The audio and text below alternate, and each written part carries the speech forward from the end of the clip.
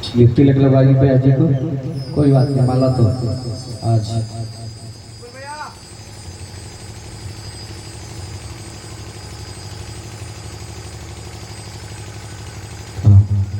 ओम ब्रह्मा आदित्यापसमो रुद्रा विश्वदेवा मरुदेवा लकन्ते प्रयक्षन्तो धर्मकामार्थसिद्धये यशकामार्थसिद्धये व्यासाय विष्णुरूपाय व्यासरूपाय विष्णवे नमो वै ब्रह्मनिधये वासिष्ठाय नमो नमः। जय जय श्री राधा रमण, अरे जय जय नवल किशोर, जय गोपी चित चोर प्रभु, जय जय माखन चोर, जय जय राधा रमण गिरधारी, जय जय राधा रमण गिरधारी, गिरधारी श्याम कमलवारी, जय जय राधा रमण गिरधारी, गिरधारी श्याम कमलवारी, ओ गिरधारी श्याम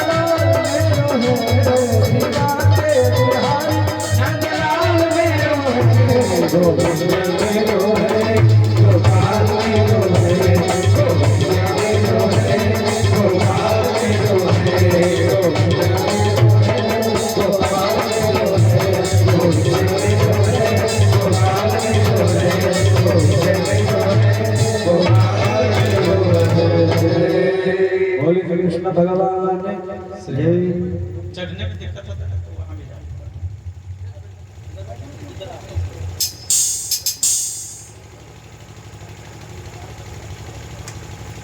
श्री राधे श्री राधे आरती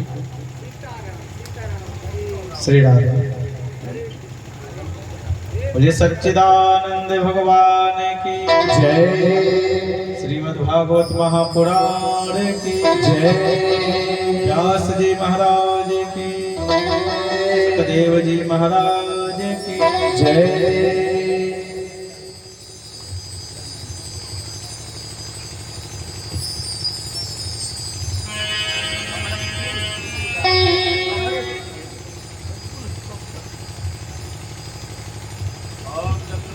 मनस जात चक्षुः सूर्यो अजायत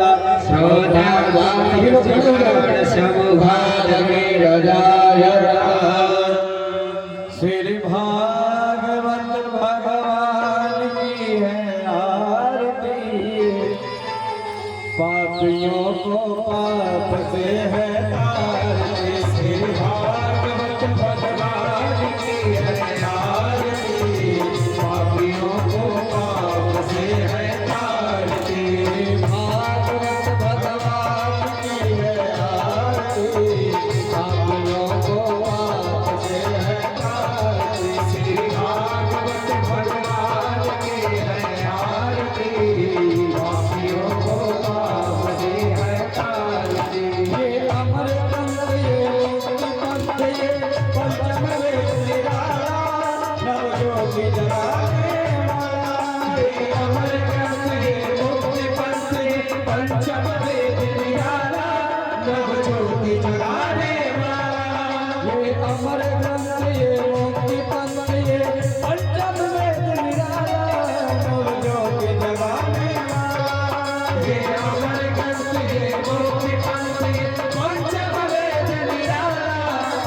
ज्योति जलाने वाला, हरि नाम यही हरि ध्यान यही, हरि नाम यही हरि धाम यही, हरि नाम यही हरि ध्यान यही, हरि नाम यही हरि धाम यही। यही जय मंगल की आरती, पापियों को पाप से है आरती, श्री भागवत भगवान की है आरती, पापियों को पाप से है तारती। ये क्रांति गीत पावन पुनीत पापों को मिटाने वाला, हरि दर्श कराने वाला, ये क्रांति गीत पावन पुनीत पापों को मिटाने वाला, हरि दर्श कराने वाला, ये क्रांति गीत पावन पुनीत पापों को मिटाने वाला, हरि दर्श कराने वाला, ये क्रांति गीत पावन पुनीत पापों को मिटाने वाला, हरि दर्श कराने वाला। ये सुख करनी ये दुख हरनी, ये सुख करनी ये दुख हरनी, ये सुख करनी ये दुख हरनी, ये सुख करनी ये दुख हरनी। है मधुसूदन की आरती, पापियों को पाप से है तारती, श्री भागवत भगवान की है आरती, पापियों को पाप से है तारती। मधुर बोल जगबंद खोर मन मार्ग दिखाने वाला, बिगड़ी को बनाने वाला, ये मधुर बोल जगबंद को सन्मार्ग दिखाने वाला, बिगड़ी को बनाने वाला। ये मधुर बोल जगबंद खोर मन मार्ग दिखाने वाला, बिगड़ी को बनाने वाला, ये मधुर बोल जगबंद को सन्मार्ग दिखाने वाला, बिगड़ी को बनाने वाला। श्री राम यही घनश्याम यही, श्री राम यही घनश्याम यही, श्री राम यही घनश्याम यही, श्री राम यही घनश्याम यही। प्रभु की महिमा की आरती, पापियों को पाप से है तारती, श्री भागवत भगवान की है आरती, पापियों को पाप से है तारती। श्री भागवत भगवान की है आरती, पापियों को पाप से है तारती। श्री भागवत भगवान की है आरती, पापियों को पाप से है तारती। पापियों को पाप से है तारती, पापियों को पाप से है तारती। बोले कृष्ण भगवान की जय, गल जोड़ी सरकार की जय, वृंदावन बिहारी लाल की जय। सभी लोग अपने अपने जगह पे बैठ जाएं। आज पंचम दिवस की कथा में हम लोग प्रवेश करेंगे। कल हम लोगों ने भगवान के श्री कृष्ण अवतार की कथा सुनी। आज भगवान के सुंदर बाल लीलाओं की कथा हम लोग रसपान करेंगे। आप सभी भक्तजन से निवेदन है कि जितने भी लोग अभी तक न आए हैं सभी लोग यथाशीघ्र कथा पंडाल में पहुंचे और अपने इस जीवन को धन्य बनाएं। जय श्री राधे, जय श्री श्याम। श्री राम जय हो। ले सच्चिदानंद भगवान की जय। श्रीमद् भागवत महापुराण की व्यास जी महाराज की जय। सुखदेव जी महाराज की जय। सियावर रामचंद्र भगवान की जय। वृंदावन बिहारी लाल की जय। पवन सुत हनुमान जी महाराज की जय। सद्गुरुदेव भगवान की जय।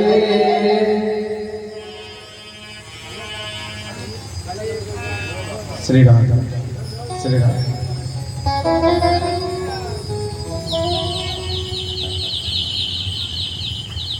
बोले सच्चिदानंद भगवान की जय।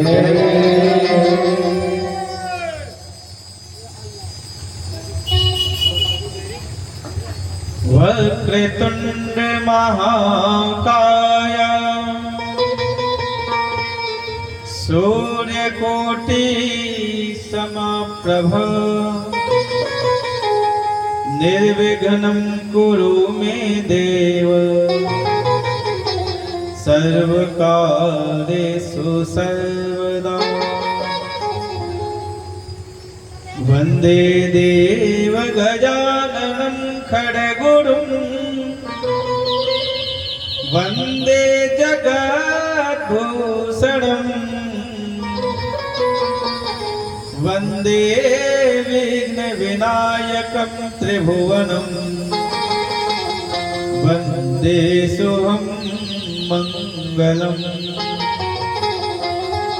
वन्दे ईश उमासुतं कविवरं वन्दे सुलम्बोदरं वन्दे सिद्धिविनायकं शिवसुतं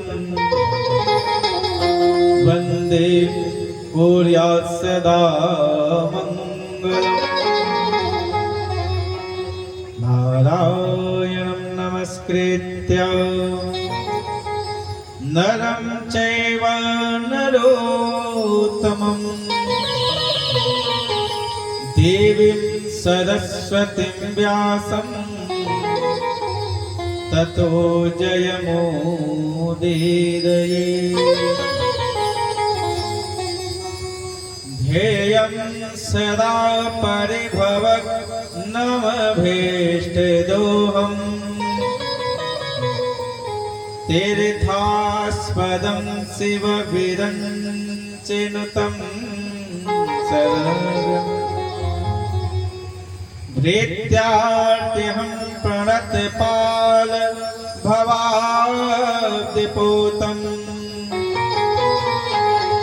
वन्दे महापुरुषते चरणारविन्दम्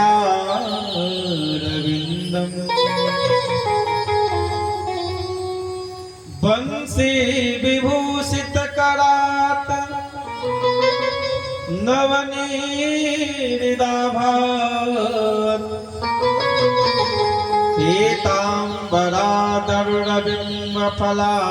पीताम्बरादरबिम्बफलादरुष्ठा पूरेन्दु सुन्दर मुखादरविन्दनेत्रा कृष्णात् परं किमपि तत्त्वमहं न जाने ब्रह्मानन्दं परमसुखदं केवलं ज्ञानमूर्तिं द्वन्द्वातीतं गगनसदृशं तत्त्वमस्यादिलक्ष्यम् एकं नित्यं विमलयचलं सर्वदेशाक्षिभूतं भावातीतं त्रिगुणरहितं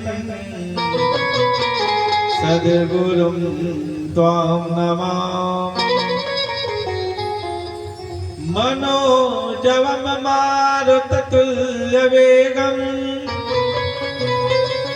जितेन्द्रियं बोधिमतां वरिष्ठं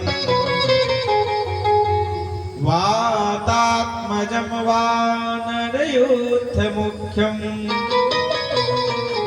श्रीरामदूतं शरणं प्रपद्ये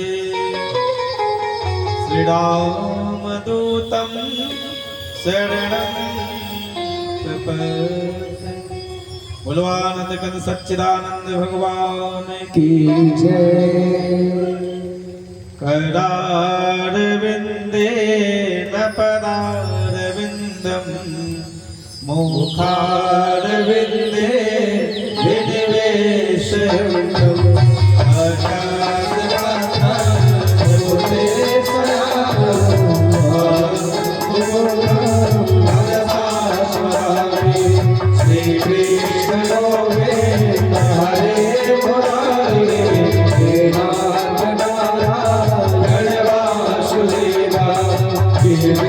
शिव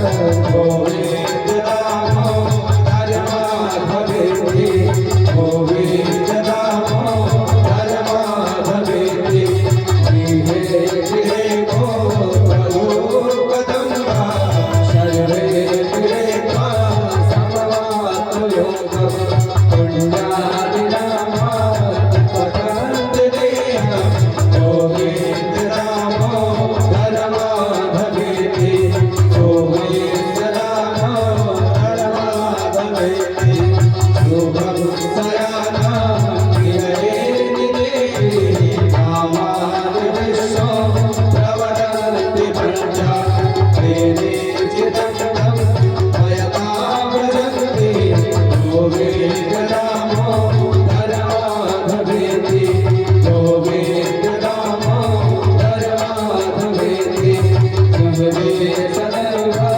हरसोदराय कामानि कृष्णस्य मनोहराय समस्त भक्तानि गोविंद दामोदर माधवेति गोविंद दामोदर माधवेति शुभावसाने इदमेव सारं शुभावसाने इदमेव ज्ञेयं देहावसाने इदमेव जरं गोविंद दामोदर माधवेति गोविंद दामोदर माधवेति श्री कृष्ण राधा गोकुलेश गोपाल गोवर्धननाथ विश्व श्रीविवेक देव गोविंद दामोदर माधवेति गोविंद दामोदर माधवेति। बोले कृष्ण कन्हैया लाल की जय। श्रीमद् भागवत महापुराण की जय। नंदस्त्वात्मज उत्पन्ने जाता लादो महामना नंदस्त्वात्मज उत्पन्ने जाता लादो महामना आहुर्य विज्ञान विज्ञान श्राता सोचे लंकिता आहुर्य विज्ञान विज्ञान श्राता सोचे लंकिता आज इत्त्वं सस्तैन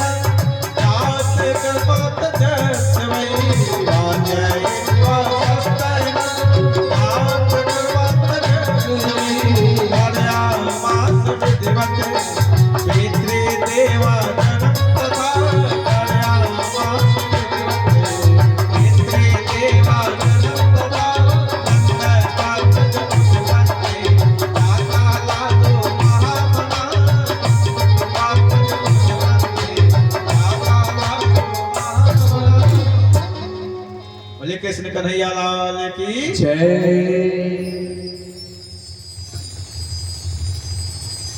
परम मंगल में परम पवित्र यह शरद ऋतु और मासों में बड़ा ही परम पवित्र मास है यह कार्तिक मास। ऐसे परम पुण्य प्रदायनी इस कार्तिक मास में हम सब गत 4 दिनों से अकारण करुणा वाले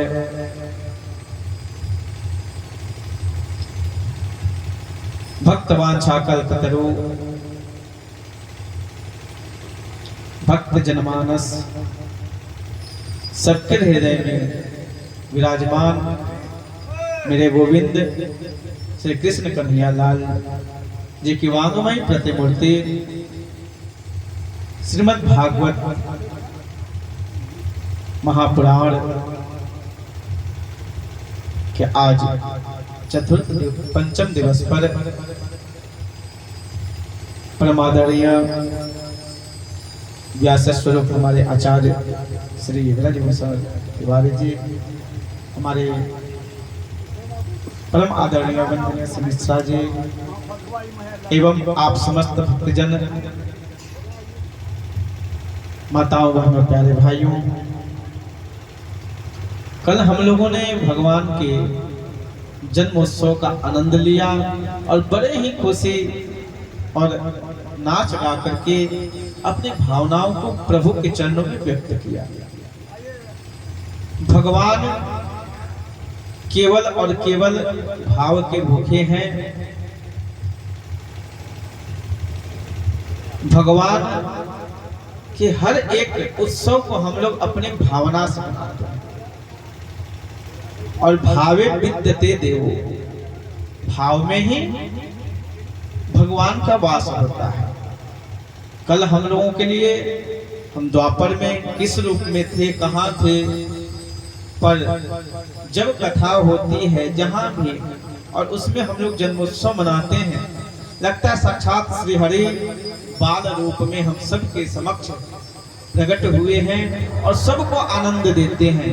वो कल क्षण आप लोग अनुभूति किए होंगे। हर एक बच्चा, बालक, जवान और यहाँ तक कि वृद्ध माताएं और हमारे यजमान जी झूमने लगे। उम्रों का कहीं कोई ख्याल होता है? ये है आनंद। हम लोग अपने दुनियादारी में जब रहते हैं, कुछ अधिक होने लगा, अरे छोड़ो रहने दो, हमसे नहीं होगा, अपने दो। पर भगवान के चरणों में जाने के बाद पता नहीं वो शक्ति कहाँ से आती है, वो उमंग कहाँ से आता है। भगवान के चरणों में हम सब अपनी श्रद्धा को, अपने भावों को अर्पित किए। आइए, माता यशोदा के आंगन में जब से ठाकुर आए हैं तब से नित्य प्रतिदिन बधाइयां बजती है। कल हम लोग जन्मोत्सव मनाए, थोड़े नंद जी के चरित्र पर भी प्रकाश डालते हुए आइए बधाइयों में प्रवेश करेंगे। नंद बाबा ये और यशोदा माता, वसु और धरा नाम के दो, इतने दोनों ने अपने पूर्व जन्म में, वसु थे ये दोनों, और दोनों खूब तपस्या की और इतनी तपस्या करके प्रभु को प्रसन्न करके ये वर में मांगा कि प्रभु मुझे तो प्रति आपके चरणों में बस एक भाव है, एक निवेदन है। भगवान प्रकट हो गए, प्रसन्न हो गए, कहा कि मांग लो, क्या मांगते हो? कहा कि प्रभु मैं आपके उस बाल लीलाओं को देखना चाहता हूं, मैं आपको पुत्र रूप में प्राप्त करना चाहता हूं, मैं आपकी बाल लीलाओं को देखना चाहता हूं। और जो ठाकुर तो सबके मन की भावनाओं को पूर्ण करने वाले हैं ना, वो पूर्ण है। पूर्णमिदं पूर्णात् पूर्णमुदच्यते इतः पूर्णः ततः पूर्णः। केवल और केवल परमात्मा पूर्ण है। और ये अगले जन्म में नंद और यशोदा के रूप में जन्म लिए। जब ठाकुर गोकुल में गए हैं, नंद जी आह्लादित हो गए, प्रसन्न हो गए। एक तो काफी उम्र ढलने के बाद उनको पुत्र प्राप्त हुआ। इतना सुंदर दिव्य बालक। लोग आकर के, नंद बाबा अपने गांव के राजा थे, लोगों ने उनको उपहार देना, नंद बाबा सबको उपहार देना, लो भाई खुशी मनाओ, जो आए लो। बहन सुनंदा जी आ गई, अरे नंद बाबा आप इधर घूम रहे हो, वहां यशोदा भाभी बड़े सुंदर पुत्र को जन्म दी है। नंद बाबा अपना हाथ निकाल के, ले बहना शुभ समाचार सुना। और तुरंत नंद बाबा इतने ही देरों में ब्राह्मणों को बुलाए, स्वस्थ वाचन करवाए और धन्य धान आदि खूब दिए। हमारे यहाँ एक विधान है, पुत्र जन्म के बाद जब तक नालोच्छेदन नहीं हो जाता है ना, नाल जब तक नहीं कटे, उस मुहूर्त में अगर आप दान देते हैं ना, वो दान कई गुना अधिक उसका पुण्य होता है। क्योंकि नाल कटने के बाद फिर सूतक लग जाता है, तो उससे पहले का दिया हुआ दान नंद बाबा को जैसे ही पता चला, तुरंत ब्राह्मणों को दान दिए, सत्यवाचन आदि करवाए, शुभ आशीर्वाद प्राप्त किए। और तब नंद बाबा स्वयं नहा धोआ करके और लल्ला का मुंह देखने गए, तैयार होकर गए और सब ने उनसे बधाइयां ली। और नंद बाबा भी 90 साल की उम्र में अपने लल्ला के खुशी में बधाई में वो भी नाचने लगे। सब ने कहा कि यशोदा तेरा बड़ा ही भाग्य है, तो इस उम्र में भी एक सुंदर बालक को तुम प्राप्त की हो, जन्म दी हो। ऐसे नित्य प्रतिदिन बधाइयां बजती थी। आज मैया यशोदा के द्वार बधाइया बाज रही। आज मैया यशोदा के द्वार बधाइया बाज रही। आज मैया यशोदा के द्वार बधाइया बाज रही। आज मैया यशोदा के द्वार बधाइया बाज रही। कौन पुण्य करे आई यशोदा मैया, कौन पुण्य करे आई यशोदा मैया, कौन पुण्य करे आई यशोदा मैया, कौन पुण्य करे आई यशोदा मैया। उस बड़ी करे तार बधाइया बाज रही। आज बड़ी करे तार बधाइया बाज रही। आज मैया यशोदा के द्वार बधाइया बाज रही। आज मैया यशोदा के द्वार बधाइया बाज रही।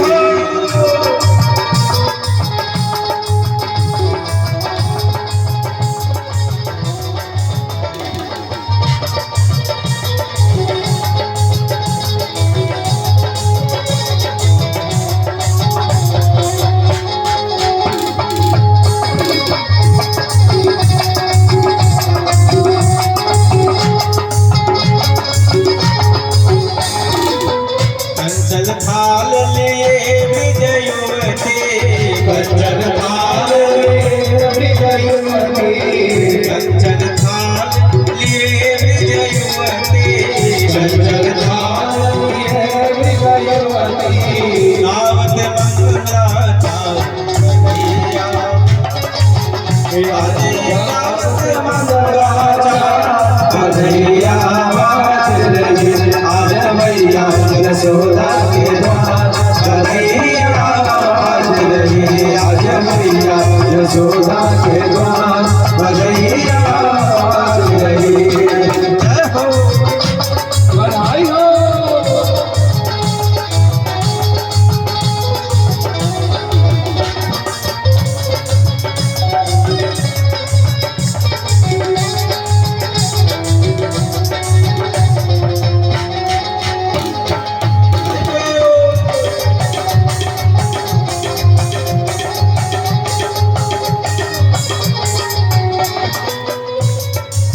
बाबा नंद जो करत मोदित मन, बाबा नंद जो करत मोदित मन, बाबा नंद जो करत मोदित मन, बाबा नंद जो करत मोदित मन।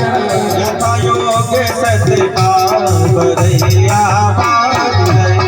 आज यथा योग सतपाल बधाइया बाज रही। आज मैया यशोदा के द्वार बधाइया बाज रही। आज मैया यशोदा के द्वार बधाइया बाज रही।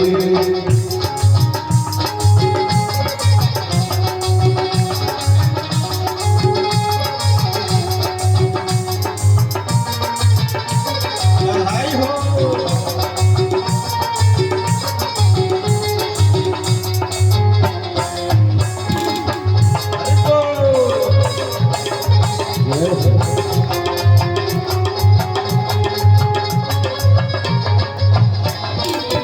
अद्भुत कांति ललन मुख ऊपर, अद्भुत कांति ललन मुख ऊपर, अद्भुत कांति ललन मुख ऊपर, अद्भुत कांति ललन मुख ऊपर।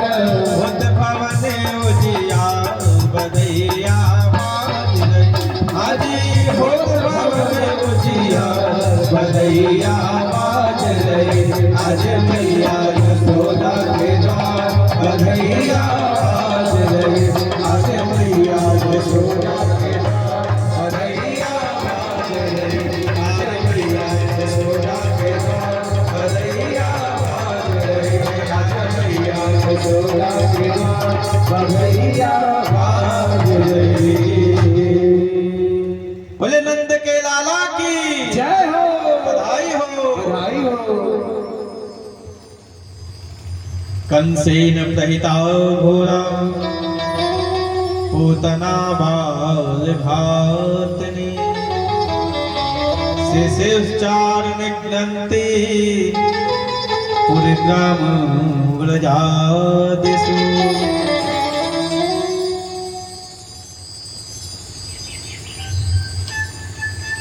जब पुत्र प्राप्त हुआ और नंद बाबा अपने पुत्र की प्राप्ति की खुशी में, वैसे भी हम लोग को प्राप्त होता कितनी खुशी होती है, पर ज्यादा उम्र व्यतीत होने के बाद जब प्राप्त होता है ना तो खुशी और, क्योंकि बहुत प्रतीक्षा के बाद प्राप्त हुआ है। तो इसलिए नंद बाबा उस खुशी में, पुत्र जन्म की प्राप्ति की खुशी में इतने भाव विवल हो गए, नित्य प्रतिदिन बधाइयां बजने लगते थे। और ऐसे करके वो अपने खुशी में एक काम था जो भूल गए। नंद बाबा छोटे राजा है, वो सारा मथुरा के राज्य के अंतर्गत आता था उनका गोकुल।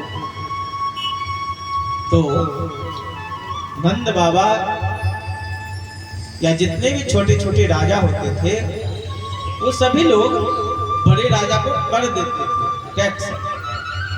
तो 6 महीना बीत गया, अचानक याद आया, करे मैंने तो कंस राजा को हर महीने टैक्स देना था, मैं वो तो दे ही नहीं पाता, भूल ही गया। ऐसा ना हो कोई दुष्ट है और कहीं कुपित हो जाए, कुछ अनिष्ट न कर दे। तो अपने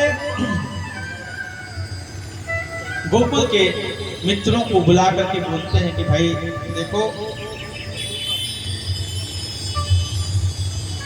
मैं मथुरा जा रहा हूं और तुम लोग इस गोकुल की रक्षा करना, आप लोग देखना। और 2-4 मित्रों के साथ नंद जी मथुरा चले जाते हैं। मथुरा जाकर के और कंस को जो टैक्स है ना, कर, वो दे दिए। याद आया, करे यहाँ पे वसुदेव जी हैं, चलो उनसे मिलने, क्योंकि पत्नी रोने वाली है। तो कहा देख लो कितना दुख है। ओहो, और दुख के समय में मित्र का धर्म होता है, वो जाकर के मिलना चाहिए। सुख में आप जाए न जाए कोई बात नहीं, पर दुख जब पड़े अपने स्वजनों पर तो जरूर कोशिश करनी चाहिए कि जाकर के मिले। तो याद आ गया कि वसुदेव जी यही हैं, देवकी भाभी हैं, चलो उनसे मिल तो ले। और जाकर के वसुदेव जी से मिले और हाल चाल हुआ। देखिए, जो संत होते हैं, जो उच्च विचार के लोग होते हैं, जो ज्ञानी पुरुष होते हैं, वो जब उनका स्वजन कोई आता है या कोई मित्र आ जाए तो कैसे आ जाए, चाहे जितना भी दुख में हो, पर वो अपना दुख नहीं गाता, बल्कि उस आए हुए अतिथि अथवा मित्र व्यक्ति से पूछते, भैया आप कैसे हो। आज हम लोग जहां जाते हैं अपना दुखड़ा पहले सुनाते हैं, अगले का तो बाद में नहीं सुनना। चाहे जब वो सुनाने लगे तो उठ के चल दो, पर अपनी बात को कह के चल जाओ, भाई हम तो अरे क्या कहें, मैं इतना परेशान रह रहा हूँ, मैं ऐसा हूँ, मैं वैसा हूँ। जाते जाते अपना सारा दुख ही कह देते हैं। पता नहीं वो किस भावना में है, उसकी मनस्थिति किस स्थिति में बनी हुई है, आपके दुख को सुनने के लायक है या नहीं है। हो सकता है आपसे भी वो बहुत ज्यादा दुखी हो। तो हम सब जगत व्यवस्था में भी चाहिए कि हम अपने इष्ट मित्रों से मिले, स्वजन से मिले, तो पहले उसकी प्रसन्नता, उसकी कुशल क्षेम पूछे, उसके बाद तब वो पूछे तो हम अपना दुख कहें। तो जैसे पहुंचते हैं ना वसुदेव जी के, आप सब पहले कल सुने ना, सारे पुत्रों को यानी 6 पुत्रों को तो मार ही दिया। बलराम जी संकर्षण के द्वारा चले गए रोहिणी माता के गर्भ में। 8वां एक कन्या जो भगवान श्री कृष्ण है वो भी चले गए गोकुल। इनके पल्ले कुछ नहीं पड़ा। कितना बड़ा दुख होगा जिनके 8 पुत्रों का वियोग है जिसके साथ। और नंद जी से पूछते हैं वसुदेव जी, अरे नंद जी आइए आइए, अरे मैंने सुना है आपको पुत्र हुआ है, अरे आपको बहुत बहुत बधाई हो। अपना दुख छिपा करके और अपने मित्र के सुख, उनके मित्र के आनंद में सहभागी बनते हैं। और तुरंत नंद जी ने पकड़ लिया वसुदेव जी को, गले मिले, कहा कि अरे मेरे एक पुत्र होने की प्रसन्नता क्या है, मैं तो आपके दुखी से, आपके दुख से मैं दुखी हूँ। आपके मेरे तो 1 हुए, आपके 8 हुए, और वो भी समझ 8वां हुई भी तो वो कन्या चली गई। अहो ते देव के पुत्र कंसेन बहवो हता। कहा कि आपके सारे पुत्रों को कंस ने मार दिया, और एकावशिष्टा वनजा कन्या सापी दिवंगता। एक कन्या भी हुई, वो भी चली गई उड़ करके। आपको तो कितने दुख हैं, आपको तो एक भी पुत्र का सुख प्राप्त नहीं है। मैं अपना सुख आनंद आपके सामने क्या व्यक्त करूं, आप इतने दुखी हैं। ये मित्र फल है, यानी अपना कितना बड़ा दुख हो अपने स्वजन से, मित्र से, अपने, क्योंकि देखिए दुख भी कहने का एक अवसर है। अपना दुख सभी से नहीं कहना चाहिए। आज हम लोग अपने हर घर की बात दूसरे से सुन इठलई हैं, लोग सब बात मिली है कोई, हर कोई से हर बात नहीं कहनी चाहिए। पर आज तो परंपरा है, 2-4 माइयां बैठेगी घर की ही बात शुरू करेंगे, मेरी बहू तो ऐसे नहीं थी, मेरा तो लड़का बिगड़ गया है, मेरी बहू के कहने में रहता है, बस दिन भर यही सब चर्चा। आपके शिकायत करने से उसके ऊपर कोई बदलाव नहीं होना है। हाँ, घर की बात है, घर में कहेंगे, अगर कुछ अच्छा बुरा है बहू को कहेंगे, बेटा को कहेंगे, पर सबसे नहीं कहेंगे। दूसरी बात कि अगर अपना बहुत हितैषी है तो उससे कौन सी बात कहनी है और क्या वो समझ करके आपके उस दुख का निवारण कर सकता है, वैसे से कहना चाहिए। ये मित्र है। और सबसे मित्र धर्म का सबसे बड़ा लक्षण कि अपने बहुत बड़े सुख को भी छोटा समझना चाहिए और मित्र के छोटे से दुख को भी पहाड़ जैसा समझना चाहिए। ये मित्र धर्म है। जब मित्र धर्म की व्याख्या करते हैं गोस्वामी बाबा लिखते हैं, जे न मित्र दुख हो ही दुखारी,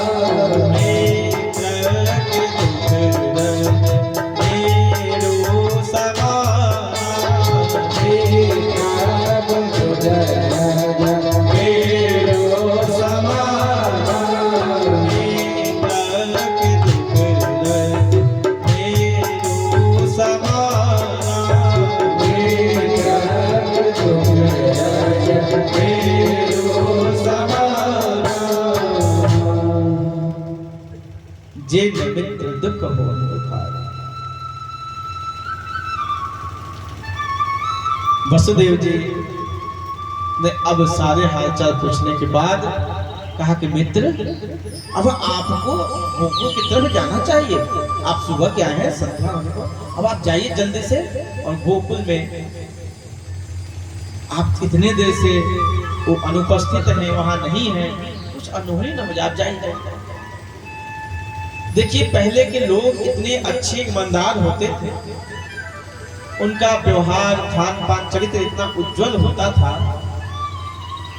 कि कुछ अनिष्ट होना उसके उनको भनक लगने लगती थी। कोई आने वाला होता था ना, पहले लोग कोई कौवा आकर के घर पे बोलने लगे, अरे लगता है कोई आज आने वाला है।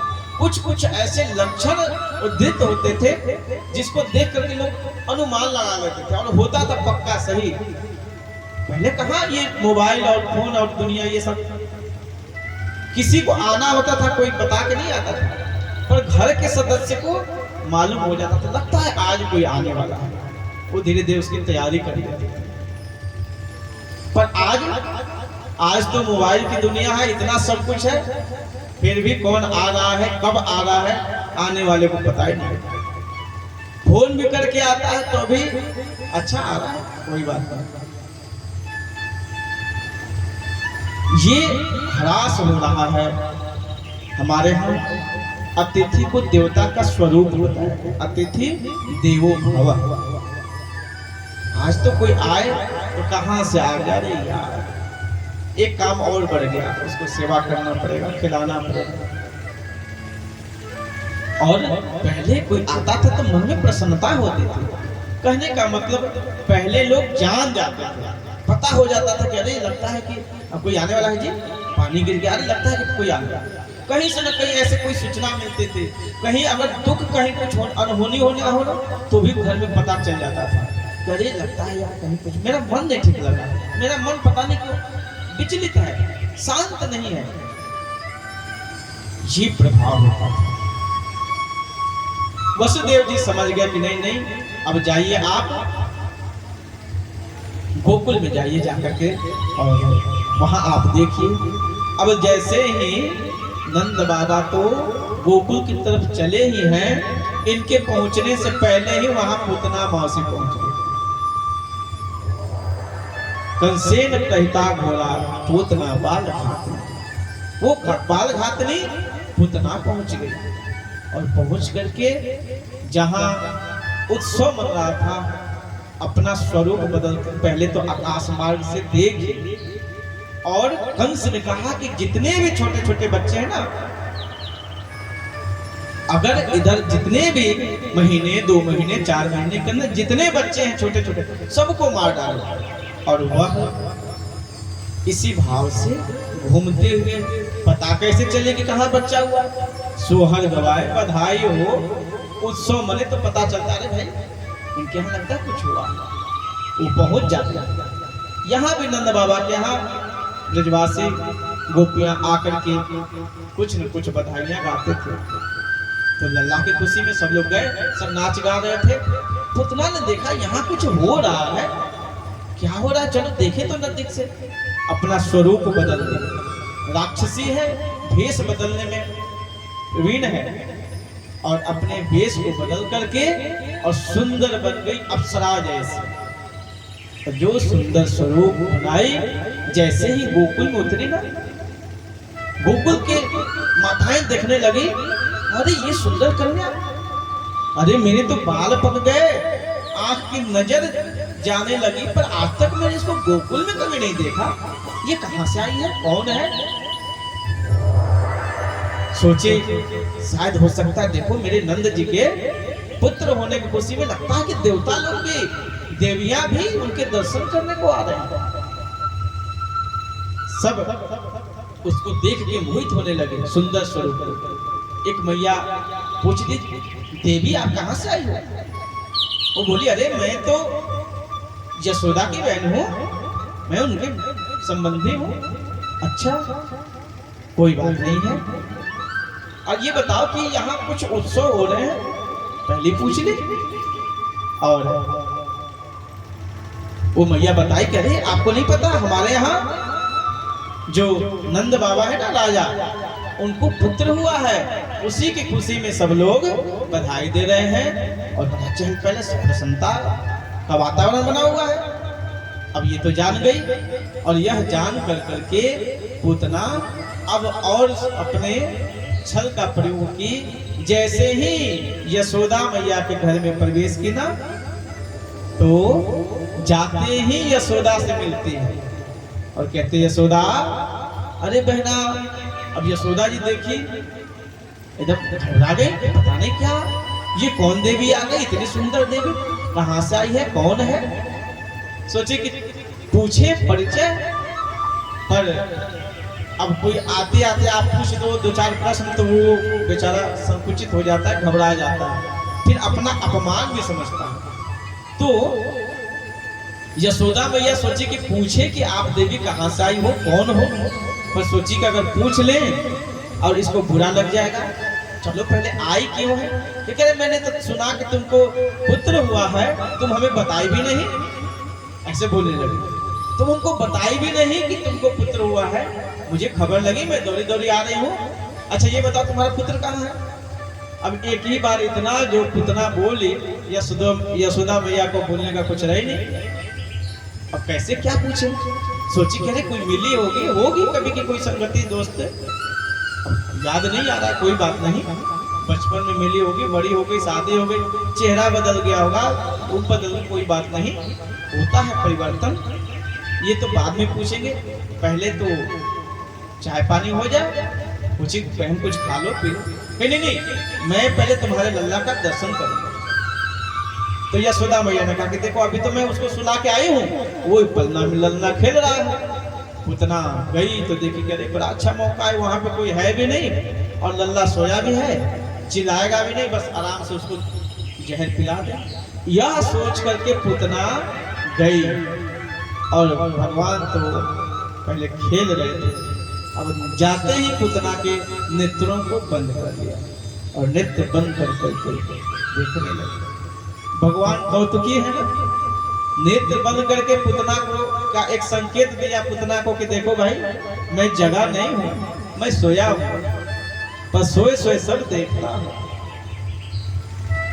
अब इस पे भगवान नेत्र बंद किए हैं। कितने महापुरुषों के अलग अलग भाव हैं। कुछ लोग कहते हैं कि भगवान ने अपना नेत्र इसलिए बंद कर लिया कि शायद अगर पुतना मेरे नेत्र खुल जाए पुतना के ऊपर, तो ऐसा ना हो कि ये जिस भाव से आई है इसकी भावना बदल जाए, मारने की इच्छा से आई है और इसकी भावना ही पवित्र हो जाए। क्योंकि मम दर्शन फल परम अनुपा, जीव पाव निज सहज स्वरूपा, अपने स्वरूप का इसको बोधना हो जाए, ये राक्षस है कहीं राक्षस रूप में ना आ जाए। दूसरा, भगवान के नेत्र जो है ना अग्नि, सूर्य और चंद्रमा के समान है। वैश्वानर लोचनाय, भगवान के नेत्र वैश्वानर अग्नि के समान। भगवान सोचते हैं कि अगर मैं नेत्र खोलूं तो कहीं भस्म न हो जाए। ऐसे अनेक महापुरुषों के अलग अलग भाव हैं कि पुतना के आने पर भगवान नेत्र क्यों बंद किए। कुछ महापुरुषों का मत है कि नहीं भगवान जो है ना नेत्र बंद कर करके पहले शंकर भगवान को याद करने लगे कि अभी देखो मैं गोकुल में आया था, मैं सोचा कि चलो मैं गोकुल में जाकर के वहां मक्खन खाऊंगा, वहां दूध पीऊंगा, दही खाऊंगा, मक्खन मिश्री का भोग लगाऊंगा, उससे पहले जहर आ गया, अब जहर पीना पड़ेगा। अरे बाप रे, भगवान ने सोचा ये तो मेरे बस की बात नहीं है, मैं तो कभी देखा भी नहीं जहर और ये तो पिलाने के लिए आ गया। सोचा भोलेनाथ को पहले प्रणाम कर ले, उन्हीं से कहते हैं बाबा ये आपका अभ्यास बना हुआ है जहर पीने का, ये काम आपका है, आप आकर के कर लो। सो भोलेनाथ का ध्यान करने लगे। कुछ लोग कहते हैं कि भगवान नेत्र बंद कर करके और मंगलाचरण कर रहे हैं, गणेश भगवान को याद कर रहे हैं कि चलो मैं गोकुल में आया था, सबसे पहले यहाँ गोपियों के घर में हरते पापम तापम चित्तम, वो हरि होते हैं, सहरि और हरति गोपी नाम चित्त वृत्ति सहरि। तो मैं तो आया था कि यहाँ पे गोपियों के चित्त को हरण करके उनके दिए हुए मक्खन को खाऊं, उनके द्वारा मैं दही दूध इन सब चीजों को खाता रहूं। पर यहाँ तो विष से शुरू करना है, चलो यही कार्य करना है तो पहले हम मंगलाचरण कर लेते हैं। सो गणेश भगवान को याद करने लगे। ऐसे अलग अलग भाव हैं। भगवान नेत्र बंद कर करके और देखने लगे, सोचने लगे। तभी पुतना को अवसर अच्छा जान पड़ा और तुरंत बालक को अपने गोद में उठा लिया और गोद में उठा करके स्तनपान कराने लगे। भगवान स्तनपान करने लगे और स्तनपान करते करते स्तन के द्वारा ही पुतना के प्राणों को खींचने लगे, है ना। उसके प्राण जैसे दूध बालक खींचता है ना, तो दूध नहीं उसके प्राण ही हरण करने लगे और खींचने लगे। अब तो पुतना लगी चिल्लाने, अरे बचाओ, ये दुष्ट है बालक, इतना छोटा है, मेरे स्तन को पकड़ा है, छोड़ नहीं रहा है, अरे मेरे जैसे प्राण चले जाएंगे, ऐसे कह के लगी खूब चिल्लाने। और चिल्लाते चिल्लाते अब उसके बर्दाश्त से बाहर हुआ और एकदम छटपटा गई और अपने स्वरूप में आ गई। ओ विकराल स्वरूप, लंबे लंबे दांत, भयंकर शरीर हो गया। अब सब ब्रजवासी कह रहे ये अभी एक सुंदर महिला आई थी और ये इतना विकराल राक्षसी है, अरे राम राम। लोगों ने देखा, अरे ये तो पुतना है।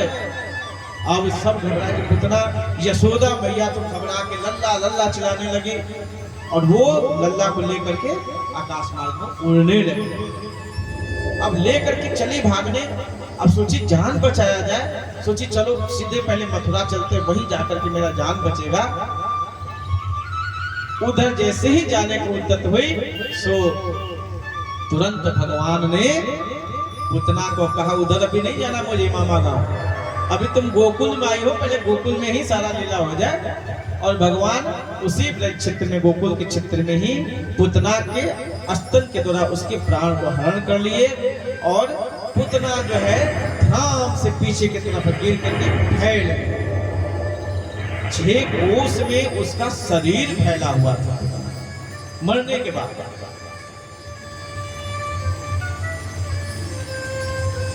इसी बीच में नंद बाबा आ रहे थे मथुरा से, रास्ते में ही उनको पता चल गया। ब्रजवासी दौड़ करके, अरे महाराज नंद बाबा पुतना आई थी, लल्ला को लेकर के जा रही थी। अरे ऐसा हो गया? हाँ। बाकी लोग ब्रजवासी सीढ़ी लगा करके पुतना के पेट पे छाती पे चढ़े, लल्ला को सकुशल उतारे। अब इतने बड़े शरीर का अंतिम संस्कार कैसे हो?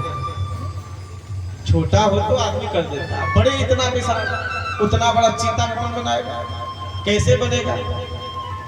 खैर नंद बाबा आए, हुआ कि इसका भाई अब अंतिम संस्कार तो करना ही पड़ेगा, मर गई यही तो उसके कई टुकड़ों को कर करके, अंग को कई टुकड़ों में काट के फिर उसका अंतिम संस्कार किया गया।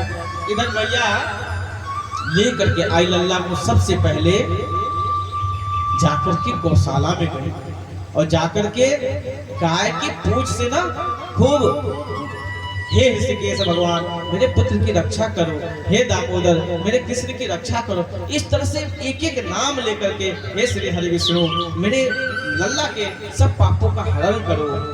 ऐसे गाय से की पूंछ से ना झाड़ा लगा रहे, झाड़ रही थी ताकि राक्षसी का स्पर्श हो गया है, कहीं कुछ अनिष्ट न हो जाए, ऐसा सोच करके वो झाड़ा लगा। अभी भी ये प्रमाण है, जो देसी गाय होती है ना, ये भागवत जी का बहुत सटीक नुस्खा है।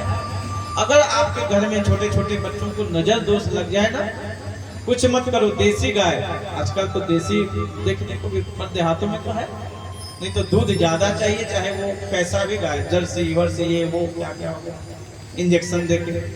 पर नहीं, जो हमारी भारतीय नस्ल की देसी गाय है, उन गायों, वो गाय होती है पवित्र, उन गायों के पूंछ से अपने बच्चे को आप केवल झाड़ दीजिए, ऐसे झाड़ दीजिए, उसका सारा नजर समाप्त हो जाता है।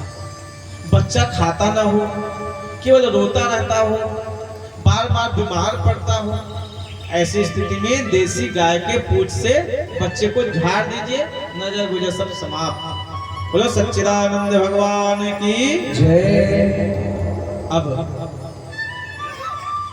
पुतना का अंतिम संस्कार हुआ और जब पुतना का अंतिम संस्कार हुआ तो उसके शरीर से सुगंध निकल रहा था। पूरा ब्रज क्षेत्र जैसे लगे कि ये कौन सा सुगंधित इत्र स्प्रे मारा हुआ है, चारों तरफ सुगंधित वातावरण। लोगों ने कहा कि अरे ये राक्षसी जो बच्चों को ही मारती थी, सबसे बड़ा पाप करते थे, और आज इसके शरीर से इतना सुगंध। लोगों ने कहा कि देखो ये हमारे लल्ला का प्रभाव है। वैसे भी भगवान का पुण्य है ना, भगवान जिसको अपना लेते हैं उसके सारे दुर्गुण समाप्त हो जाते हैं। ऐसे दयालु हैं। अहो बकीयम स्तन काल कूटम,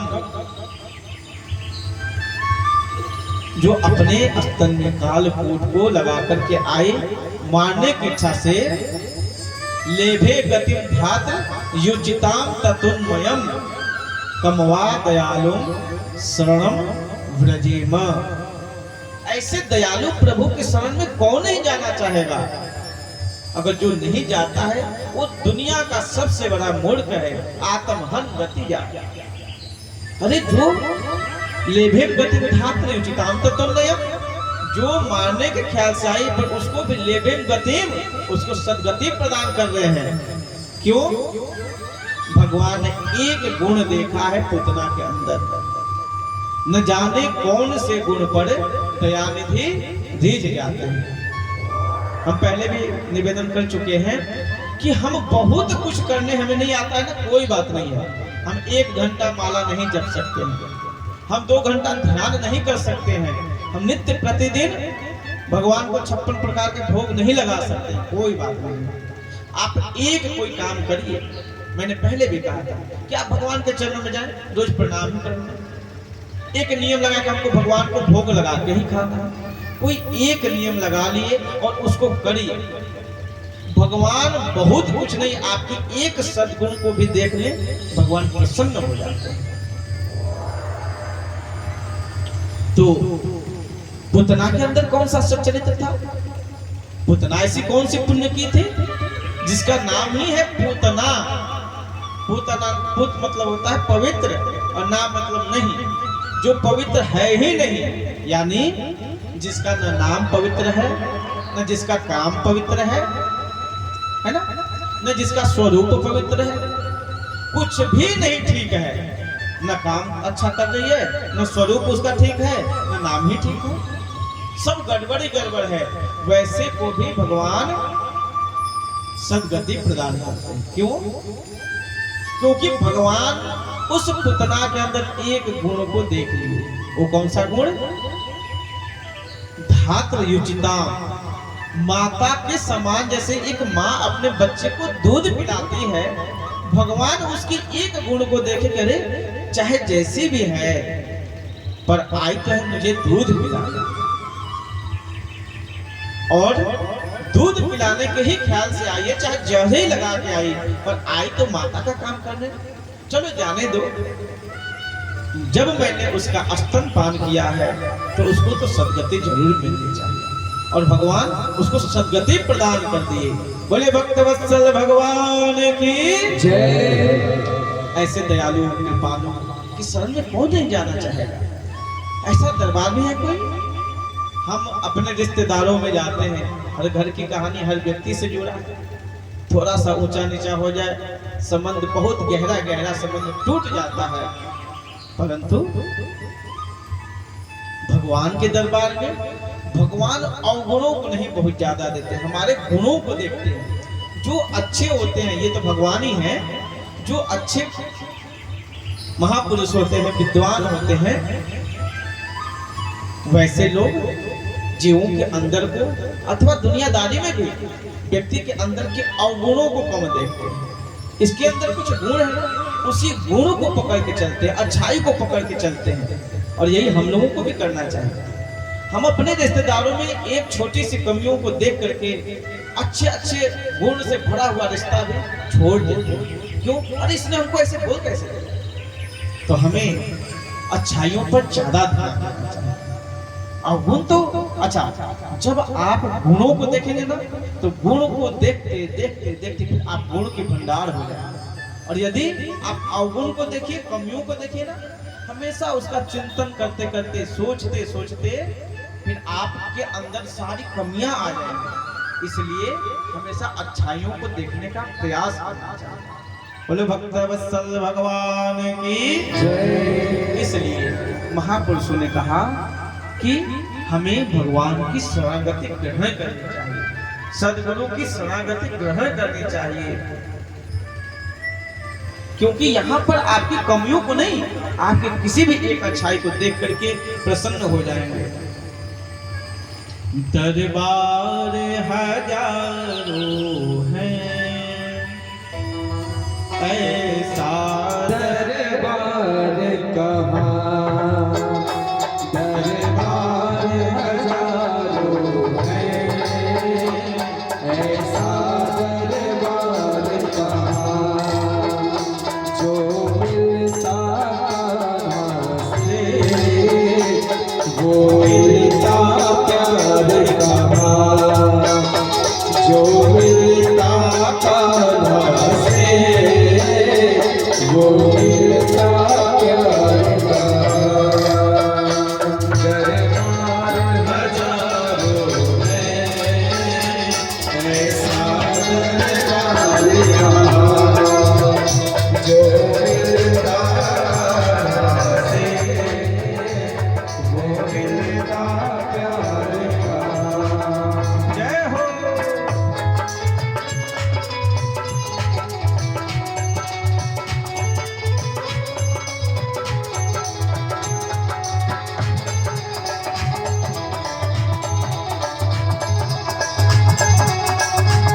जय हो।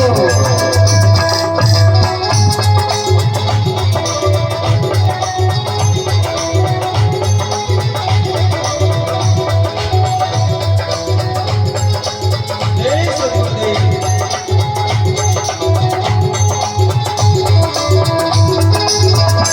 जो आस लगा करके दरबार में आते हैं, जो आस लगा करके दरबार में आते हैं, खाली झोली लाते भर भर जाते हैं, खाली झोली लाते भर भर जाते हैं।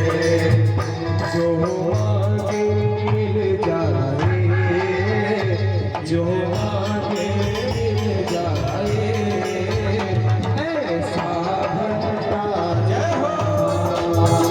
दरबार हजारों हैं, ऐसा दरबार कहाँ।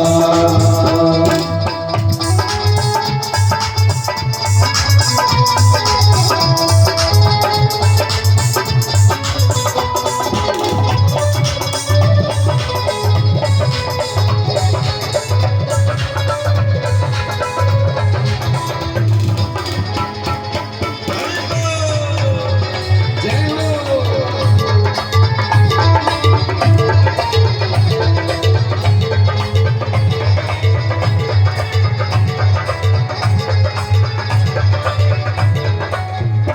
सबकी मन की बातें बड़े ध्यान से सुनते हैं, सबकी मन की बातें बड़े ध्यान से सुनते हैं, फरियाद सुने सबकी और पूरी करते हैं, फरियाद सुने सबकी और पूरी करते हैं। जहाँ सबकी सुनाई हो, जय हो। जहाँ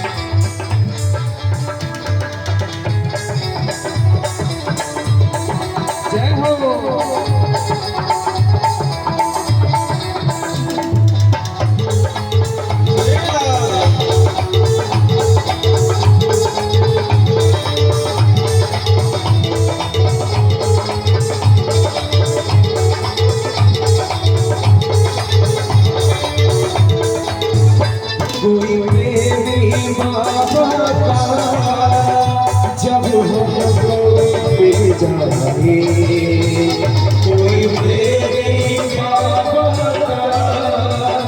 जब मिल जाए, सब रिश्तों से बढ़कर एक रिश्ता बढ़ जाए, सब रिश्तों से बढ़कर एक रिश्ता बढ़ जाए, जो मानता है वो, जो मानता है वो, ऐसा परिवार का, जो मानता है वो, ऐसा परिवार का, दरबार हजारों है,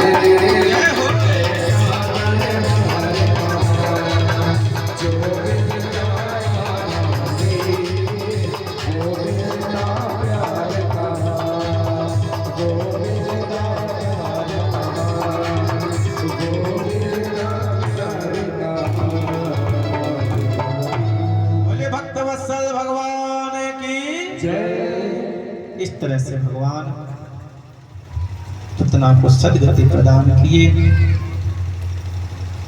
एक दिन संकटासुर नाम का दैत्य पुनः गोकुल में आया और वह भी आकर के भगवान को मारने की इच्छा से आया। एक दिन माता जन्म नक्षत्र आया, इस खुशी में अरे आज मेरे कान्हा का रोहिणी नक्षत्र है और ऐसे सुंदर नक्षत्र में ही मेरा कान्हा जन्म लिया था, ऐसा सोच करके चलो आज भी कुछ उत्सव मनाते हैं। सब गोपियां आ गई। मैया ने कान्हा को बड़े सुंदर ढंग से सजा करके और श्रृंगार कर करके पल्ले में सुला दी। तब सारी गोपियां आ गई। आकर के मैया तुमने बुलाया था ना, हम लोग आ गए, चलो हम लोग बधाई गाते हैं, ये अपने लल्ला का उत्सव मनाते हैं। मैया सोची कि अभी तो लल्ला तुरंत सोया है, अगर यहाँ हल्ला गुल्ला हुआ तो जग जाएगा और जगेगा तो रोएगा, रोएगा तो फिर मैं इसमें फंस जाऊंगी। तो मैया ने सोचा कि कोई बात नहीं, सबको कहा कि तुम लोग आंगन में बैठो और गाओ गीत, मैं अपने लल्ला को ना तुम सब यहाँ थोड़ा सा अलग कर देती हूँ ताकि सो जाए बढ़िया से। और मैया क्या की कि बाहर एक ना छकड़ा था, बैलगाड़ी, वहाँ पेड़ के वृक्ष के नीचे छां भी था और बड़ी सुंदर हवा बह रही थी। सोची चलो यही सुला देते हैं और मैया कान्हा को पल्ले सहित ले जाकर वहां सुला दिया। इधर अंदर बधाई गाने लगे सब और बधाई में खूब खुश हो गए, प्रसन्न हो गए। और अंत में भगवान ने देखा कि हमारा उत्सव मन रहा है। भगवान पहले तो बोलना शुरू किया थोड़ा थोड़ा, काय कोई किए कोई नहीं है, फिर रोना शुरू किए फिर भी कोई नहीं आया। बाला नाम रोदनम बना, भगवान रो रहे हैं कोई सुन ही नहीं रहा। अच्छा छोटे छोटे बच्चों के पास कौन सा बल होता है, वो न मार सकता न आपके साथ झगड़ा कर सकता, खूब करेगा तो चिल्लाएगा खूब रोएगा। वो अपनी बात मनवाने के लिए उसके पास एक ही बल है, बस रोना। चाहे तो आप दूध पिलाओ, उसको खिलाओ, चाहे जो करो, और वो कुछ कहेगा नहीं। तो रो रहे पर कोई सुने नहीं वाला नहीं है। अंत में भगवान को गुस्सा आया, तभी देखा कि नहीं ये तो संकटासुर यहाँ आया हुआ। तो तुरंत भगवान ने उस असुर को देख करके अपने लात पैर से प्रहार किया और वो संकटासुर जो था ना उसी छकड़े गाड़ी में बैठा हुआ था कि अब समय आया कोई नहीं है। अब मैं वो इसी ताक में था कि अब मैं इसको इसी गाड़ी से दबा दूंगा, इसी में अंदर मर जाए। पर भगवान तो सर्वंतर्यामी है, भगवान समझ गए उसके भावों को और जो पैर से प्रहार किए वो उसी गाड़ी सहित ऊपर गया, धाम से गिरा और गोविंदाय नमो नमः। इस तरह से भगवान ने संकटासुर का उद्धार किया। त्रिरावर्त आया है, कंस के द्वारा भेजा गया, ये बवंडर बन गया, हवा की गति जो थी ना चक्रवात की तरह ऐसे ही बढ़ गया। इसको भी भगवान इसका भी तृणावत का उद्धार किए हैं। वो आया और मैया खिला कान्हा जी को, तो लल्ला को खिलाए मैया, और तृणावत सोचे कि अभी तो ये खिला रही, इसको कहीं सुलाए तो फिर हम जाए।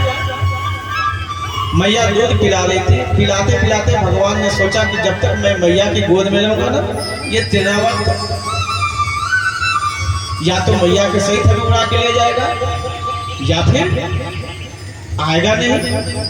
इसलिए भगवान ने अपने शरीर का वजन बढ़ाना शुरू किया, और जैसे वजन बढ़ने लगा मैया को लगा कि मैं गोद में लिए अरे मेरा लल्ला भारी लग रहा है, ऐसा तो नहीं कि ज्यादा दूध पी लिया। और ऐसा भाव उत्पन्न होते ही मैया ने लल्ला को ले जाके पलने में सुला दिया। अब लल्ला पन्ना में सो रहा है, मैया चली गई अंदर कुछ काम से। इतने में तृणावत को लगा कि बड़ा उपयुक्त समय है, आया और पलना सहित ही उठाया। पलना तो नीचे रह गया, बाउंडर में लल्ला जो है ऊपर आ गया। अब जो ऊपर लल्ला आया तृणावत वो ले लिया और लेकर के अब मथुरा की तरफ जैसे ही चलने को किए ना, कि भगवान ने अपने शरीर का वजन बढ़ाना शुरू किया। अब तृणावत घबराया कि मैं तो बहुत वजन को ढोने वाला, ये इतना वजन कैसे हो रहा है, एक छोटे से बच्चे का इतना वजन होगा। घबराने लगा वो, सोचा कि अरे मैं कहीं गलती से लल्ला के चक्कर में, इस बालक के चक्कर में कोई पत्थर तो नहीं उठा लिया।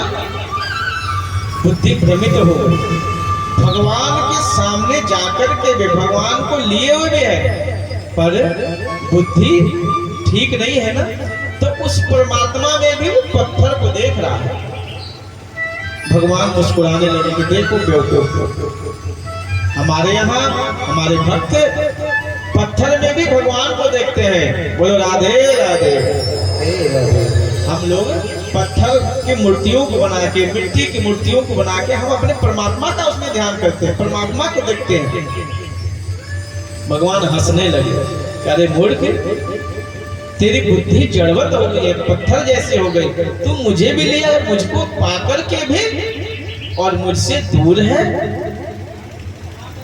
भगवान ने सोचा कि ये अब मथुरा की तरफ जाएगा, तो अभी तो मुझे मथुरा जाना नहीं है। भगवान ने उसको भी उसके कंठ को दबाए और गोविंदाय नमो नमः ऐसे तृणावत का उद्धार किया है भगवान ने।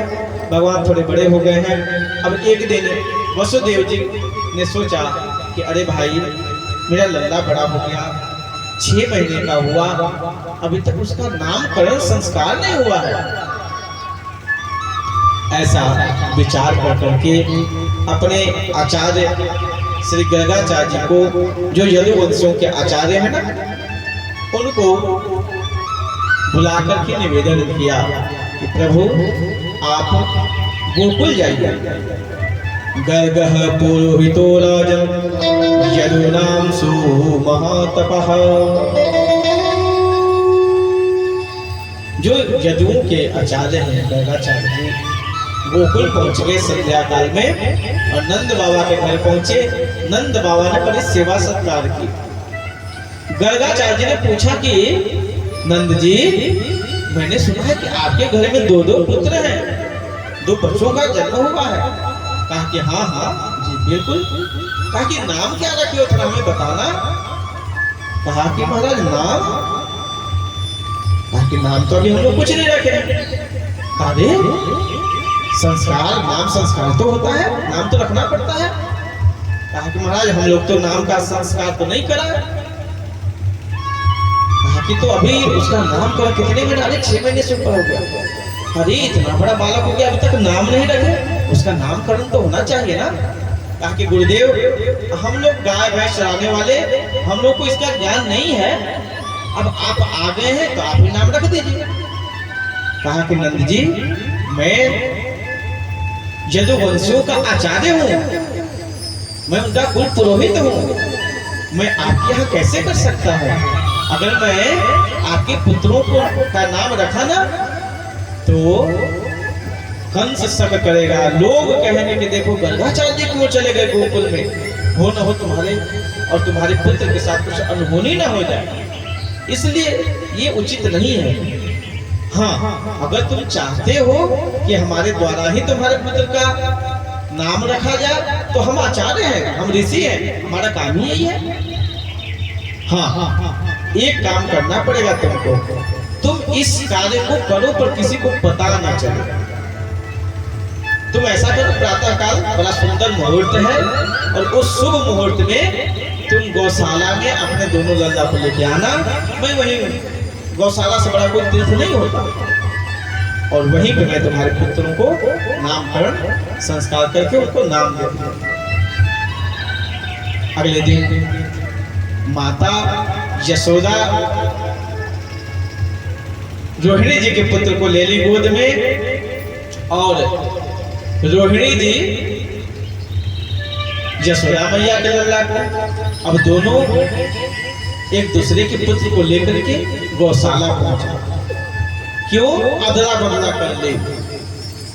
पहला तो ये था कि चलो देखते हैं कि ये बाबा आया तो है, हम लोगों ने भी गर्गाचार्य का नाम सुना है, पर इसके द्वारा नामकरण संस्कार होगा, ये अच्छा बाबा है कि नहीं है।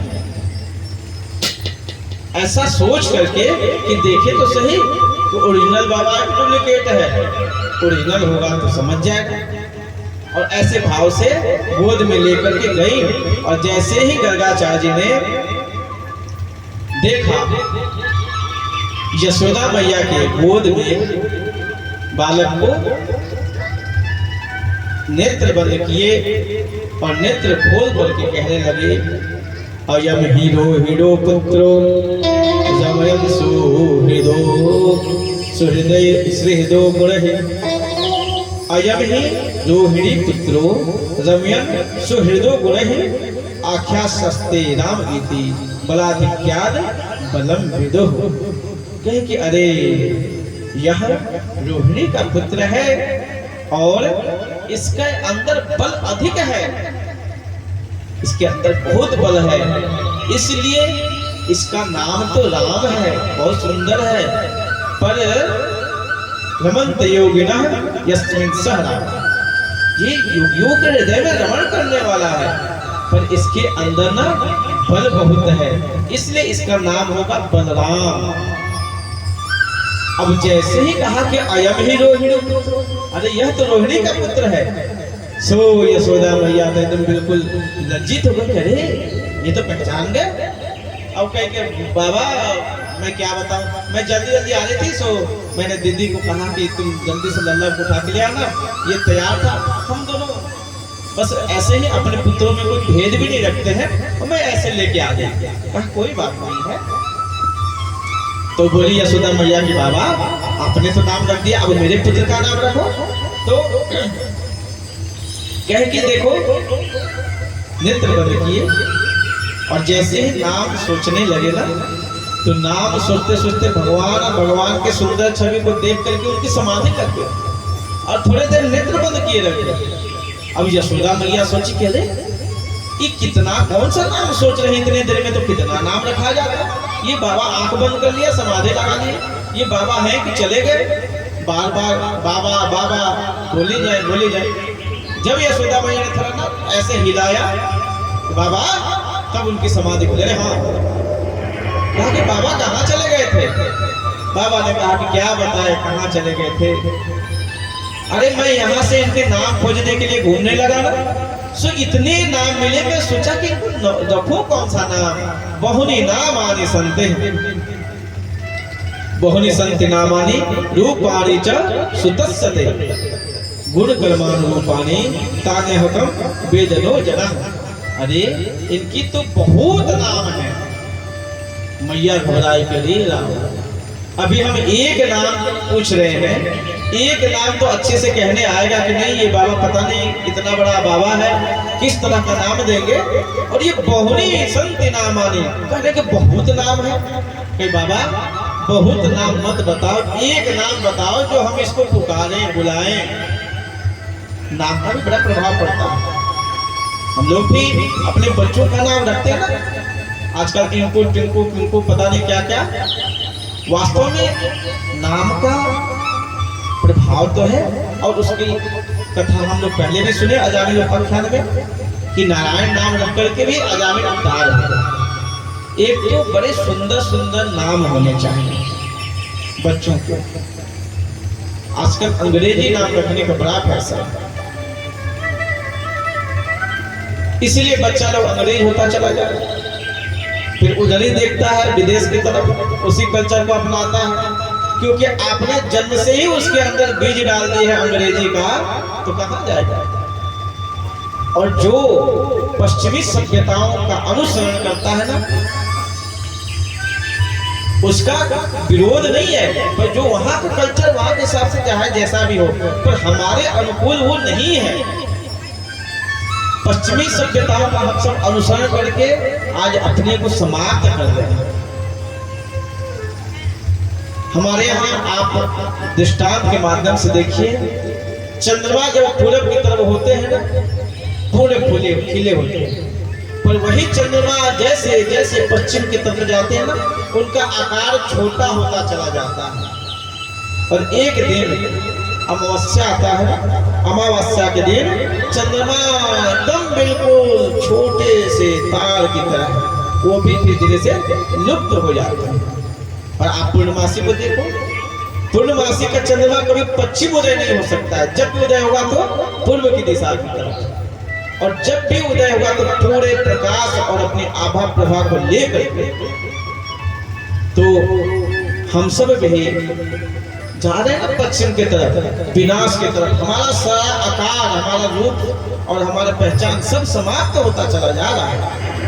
इसलिए हमेशा अपने संस्कृति का अनुसरण करना चाहिए, अपने संस्कार में रहना चाहिए और अपने इस सनातन परंपरा को समझना चाहिए। इसलिए हमारे यहाँ संस्कार की व्यवस्था है। संस्कार दो शब्द से बना है, संस्कार से ही संस्कृति बनती है ना। हम जब अपने संस्कृति का अनुसरण करते हैं तो हमारे ऊपर संस्कार आता है। संस्कृति से संस्कार, संस्कृति है, संस्कृति में सम अलंकार लगा हुआ है और कृति है कार्य, है ना। सम कृति से बना है संस्कृति। आपकी कृति कार्य है, सम अलंकार, यानी आपके कार्य में अलंकार जुड़ जाए, आपके कार्य में दिव्यता आ जाए, आपके कार्य में सुंदरता आ जाए, ये संस्कृति हमारी है। और ये सुंदरता दिव्यता कहाँ से आएगी? ये ऊपर के केवल पाउडर और क्रीम से नहीं आएगा, उसके लिए आपको संस्कारित होना पड़ेगा, जो हमारी परंपरा के द्वारा मिला हुआ है। अगर आप शरीर की शुद्धि चाहते हैं, शरीर का संस्कार शुद्धि होता है जल से, है ना, स्नान से। कपड़ों का संस्कार हम लोग करते हैं शुद्धिकरण धो करके, उसी तरह से मिट्टी का, जल का जो है ना, ये भी तो अपवित्र होते हैं ना, पर इनके शुद्धिकरण कैसे होता है? जब शुभ पुण्य समय आता है ना, जैसे आप गंगा यमुना सरस्वती त्रिवेणी है ना प्रयागराज में, तो गंगा जी ने कहा कि भाई हम इतने हमारे यहाँ आकर के सारे पापी हमारे अंदर पाप धुलते हैं। यमुना जी ने ये बात बोली, सरस्वती जी कही कि भाई यहाँ कुंभ लगता है और हम लोग सब जितने भी साल भर में ना जाने कितने पापी आके अपने पाप का प्रक्षालन करते हैं, हम लोग दूषित हो जा रहे हैं, गंदा हो जा रहे हैं। भगवान ने कहा कोई बात नहीं, जब सुंदर तिथि आएगा ना, सुंदर दिन आएगा, माघ मकर जब गति जब हो, और ऐसे जब सुंदर अवसर आएगा तो कुंभ लगता है। और जब कुंभ लगेगा तो उसमें बड़े बड़े संत महापुरुष जब तुम्हारे अंदर प्रवेश करेंगे, जल में स्नान करेंगे, उनके चरणों से तुम्हारे सारे पाप धुल जाएंगे। बोलो राधे राधे। तो मिट्टी का, जल का संस्कार शुभ पुण्य समय से होता है। ऐसे संस्कार की व्यवस्था है। संस्कार होता क्या है? कार्य वही होंगे, बस उसमें एक अपनी परंपरा का निर्वहन करना पड़ता है, अलग से कुछ नहीं करना। जैसे आप उदाहरण में लीजिए, एक थाली आप ले लीजिए और थाली के अंदर बालू रेत है ना, उसको रख देंगे, और उससे खूब उसको रगड़िए। नया थाली के अंदर अनेक आकृतियां, चिन्ह आ जाएंगे, बहुत सारे चिन्ह उस थाली में हो जाएगा। अब इतने चिन्ह हो जाएंगे ना कि उसको आप समझ नहीं पाएंगे कि है क्या। बहुत सारा चिन्ह हो जाएगा पर उसका कोई मतलब नहीं निकलेगा। पर वही थाली हो और आप एक पत्थर ले लें या उसी बालू के कण ले लें और उससे आप धीरे धीरे धीरे धीरे उस पे ओम की आकृति बनाएंगे। आजकल थाली पत्थर ये बनाने वाले उसमें दिया, ओम, स्वस्तिक ये सब बना के देते हैं। तो आप भी उस पत्थर से ऐसे धीरे धीरे थाली पर एक सुंदर सा स्वस्तिक बनाइए, एक सुंदर सा ओम बनाइए। आप बनाना चाहेंगे तो बनेगा और आप देखेंगे उसको तो दिखेगा कि अरे इसमें स्वस्तिक बन गया, अरे इसमें तो ओम लिखा हुआ है। पहले भी आप बालू से रगड़ रहे थे, अभी भी आप वही कार्य कर रहे हैं, पर दोनों में फर्क हुआ। एक संस्कार यानी एक व्यवस्था के तहत आप कार्य कर रहे हैं। उस थाली में आप अपने मन बुद्धि और अपने ज्ञान को उसमें लगा करके उसमें एक आकृति निखारना चाहते हैं। और बालू से रगड़ रहे थे, कोई मतलब नहीं है। उसी तरह से हम लोग भी कपड़ा पहनते हैं, खाते हैं, रहते हैं, जीते हैं अपने मन से, पर वही कार्य आप संस्कार के अंतर्गत करिए, अपनी संस्कृति का अनुसरण करके करिए, तो एक आकृति बन जाएगी। फिर आपकी संस्कृति से संस्कार का उदय होगा और जहाँ संस्कार होता है ना, वहाँ भगवान, वहाँ देवता, उस घर में परमात्मा का वास होता है। बोलो राधे राधे। इस तरह से भगवान के नाम को रखने के लिए गर्गाचार्य जी ने कहा कि यशोदा मैया मैंने बहुत नाम, पर इसमें ना ये थोड़े इनके अंदर जो इनका स्वरूप है ना, ये ऐसे है कि जैसे इनको कोई देखेगा ना तो आकर्षित हो जाएगा। इसलिए इस युग में इनका नाम होगा कृष्ण। कर्षयते इति कृष्ण, जो कर्षण करे, जो आकर्षित करे, जो खींचे। मैया ने कहा कि बड़ा सुंदर नाम है, पर आपने जो नाम दिया है ना, इस नाम में थोड़ी हम लोग पढ़े लिखे लोग नहीं है ना जी, तो हमें कृष्ण कहने नहीं आएगा। तो यशोदा मैया और रोहिणी, क्योंकि देखो नाम बाबा तो रख गए, पर हम लोगों को ये बलराम कृष्ण कहने नहीं आएगा। चलो हम लोग एक पुकारू नाम रख देते हैं। तो मैया बड़े प्यार से बलराम को बनुआ कहती थी और कृष्ण को कलुआ, कनुआ बलुआ करके मैया पुकारने लगी। बोलो राधे राधे राधे राधे। अब भगवान बड़े हो गए हैं और धीरे धीरे अब घरों में जाना शुरू किया है। भगवान घरों में जाकर के मक्खन चोरी करने लगे हैं। अच्छा, मक्खन क्यों चोरी किए? भगवान ने देखा कि जो गोपियां हैं ना, ये सब त्रेता युग के ऋषि महर्षिगण हैं, सामान्य नहीं है। वो सब गोपी बन करके भगवान के उस लाड़ प्यार सुंदर से उनके चित्त को ग्रहण करने आई हैं, उनकी बाल लीला को देखने आई हैं। और अंत में भगवान ने सोचा कि सब के भावों को कैसे पूरा करेंगे, इसलिए माखन चोरी एक बहाना था। दूसरा कि उस गोकुल के जितने दूध होते थे ना, और दूध से जितना मक्खन निकलता था, वो सारा मक्खन चला जाता था मथुरा। और गोकुल में जो खाने वाले थे बच्चे, वो सब दुबले पतले। भगवान ने कहा कि बताओ, गाय को हम लोग खिलाएं, गाय की सेवा हम करें और मक्खन खाएगा मथुरा के लोग? इसलिए भगवान ने कहा ना, अब मक्खन भी यही के बच्चे खाएंगे, यहाँ से बचेगा तो जाएगा। तो तुरंत भगवान ने योजना बनाई, छोटे छोटे बच्चों को मित्र बनाया और एक बाल गोपाल प्रचार प्रसार मंडली, दधी माखन चोर मंडली की एक मंडली बन गई। और भगवान उन मित्रों के साथ घरों में जाकर के मक्खन चोरी करने लगे।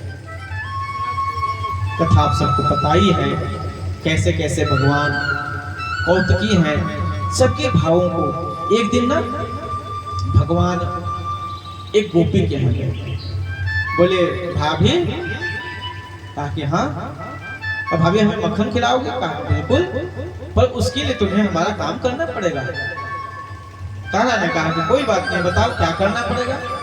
कहा कि देखो हमें ना कुछ गोबर का काम है, मैं उपले बनाना है, तो मैं तुम्हारे यहाँ बहुत सारी गैया है ना, तो तुम्हारे बहुत गोबर है, चलो तुम हमें गोबर उठा देना हमारे सर पे, और जितना बार उठाओगे ना उतना मक्खन के जो लड्डू है ना वो तुमको दे दूंगी। ऐसा कर करके वो लल्ला के साथ आई और गोबर ले जाती थी, एक सर पे रखी और फिर कह के अब लेके आते हैं।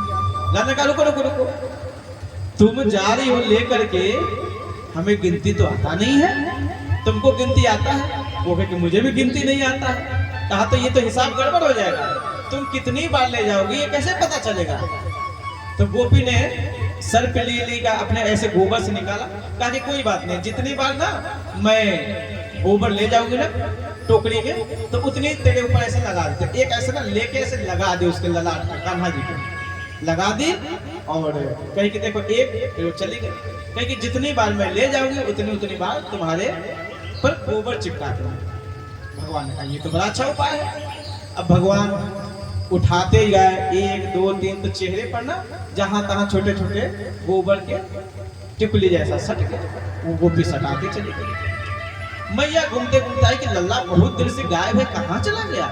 खोजते खोजते आई तो देखी कि अरे यहाँ ये है, और जब चेहरे को देखी ना तो कि अरे सुअर जैसा तुम मुंह बना के यहाँ क्या कर रहा है, पूरा चेहरे पर गोबर लपेट लिया है।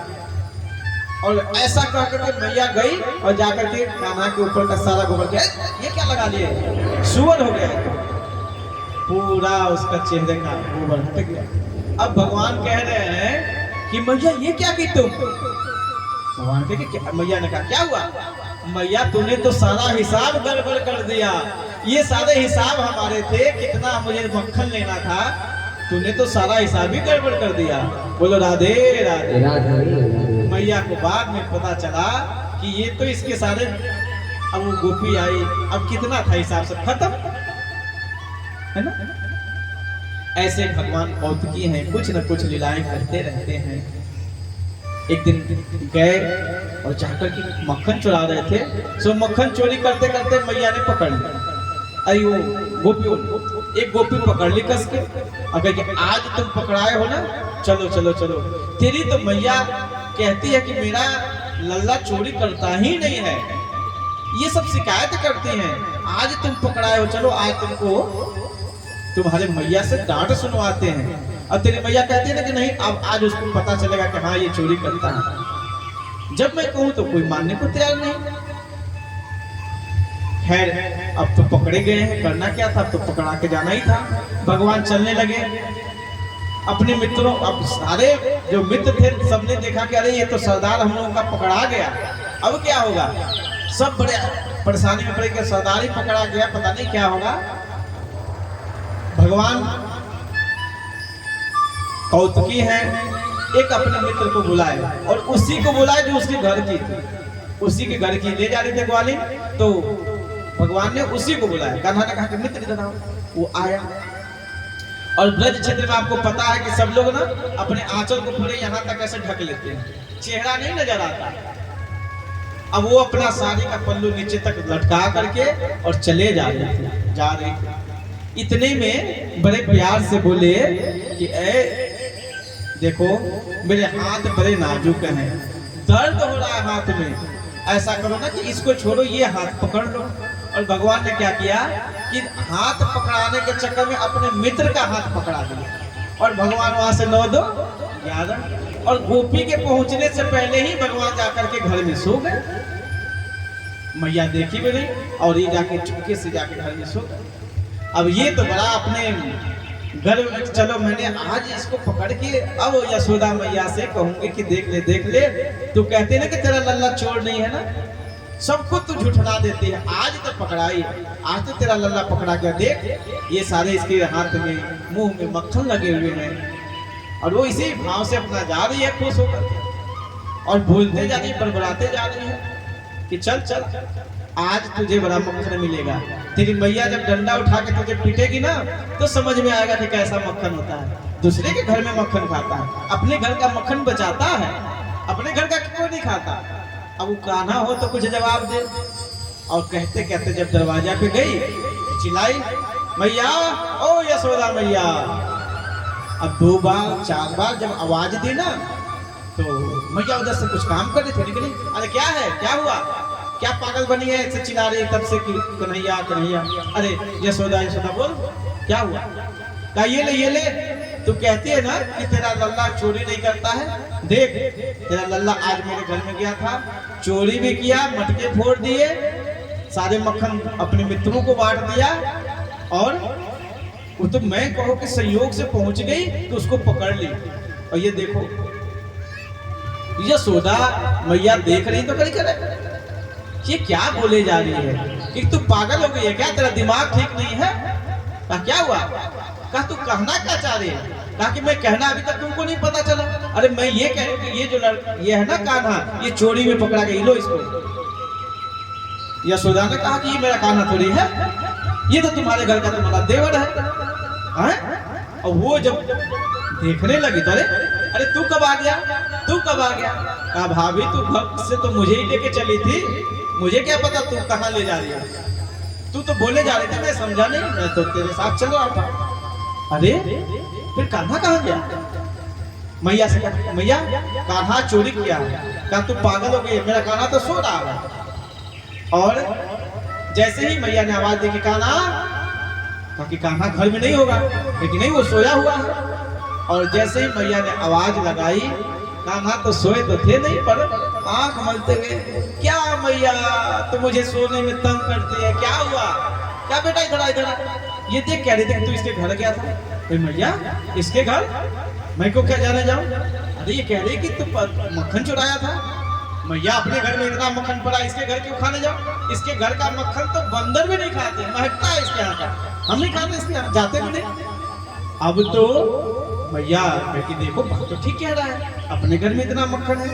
और मैया ने जैसे उधर बात करने लगे ना तो भगवान मटकी से कह के ले हुआ, अच्छा मुझे पकड़ने चलिए, तेरा ही क्लास लगवा दिया। और इशारे में अब गोपी बेचारी बड़ी लज्जित हुई, अपमानित होकर के फिर आना पड़ा। ऐसे भगवान नित्य प्रतिदिन कुछ न कुछ इस तरह से कुछ न कुछ कौतुक करते रहते थे, भगवान लीलाएं करते रहते थे। आई झांकी के माध्यम से भी हम लोग बालकृष्ण और उनके मित्रों को देखेंगे। इस तरह से भगवान मक्खन चोरी आदि करते रहे। और भगवान के उस कौतुक को देख करके कोई बेशक शिकायत करना बोलना पर अंदर से कोई नहीं चाहता। एक दिन भगवान एक फल वाले के यहाँ चोरी, एक मैया थी वो फल ले लिए और बड़े प्यार से शौक से भगवान ने उनके सारे फलों को ऐसे हाथ में उठा के और ले और मैया दे रही है। भगवान कहा कि कितने का फल हुआ। भगवान ने कहा कि कितने का फल हुआ। मैया बोले कि अरे कुछ नहीं, ले जाओ, तेरे लिए क्या कहना है बेटा, तेरे घर में धान होगा कुछ भी होगा दे देना और ये ले जाओ, मैं तुमको खुशी से दे रही। आज लोग कहते हैं जो नहीं जानते इस रहस्य को, कहते हैं अरे वो कृष्ण जिसका चरित्र ठीक नहीं है, वो चोरी करता था, किसी के यहाँ मक्खन चुराना, किसी के कपड़े चुराना, किसी का फल चुराना। अब बताइए आप हम भी किसी दुकान वाले से जाकर के और उसका फल उठा लें, वो दुकान वाला क्या करेगा, आपको फल देगा।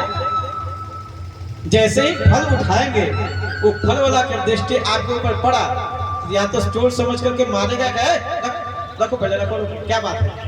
आप कहेंगे कि मुझे फल लेना है, ताकि तो बात करो ना, पहले पूछो कि क्या लेना है, कितना का है, फल मत उठाओ। और भगवान चले जाते हैं, जाकर के वहां फल भी ले लेते हैं गोद में। भगवान ऐसे ले लिए फल लेकर के, क्या देना पड़ेगा।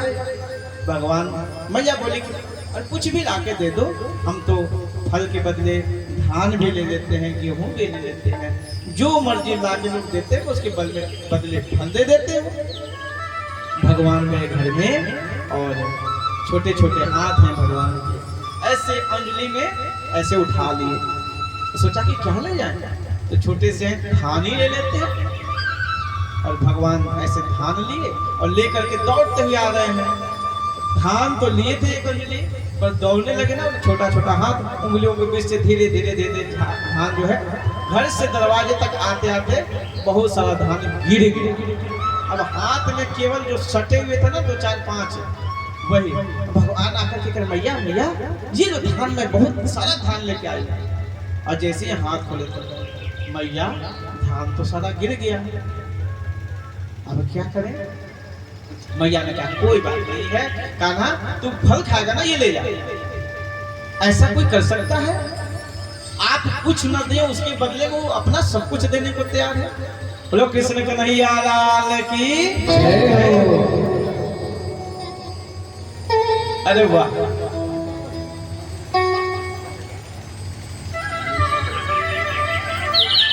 बोलो कृष्ण कन्हैया लाल की जय।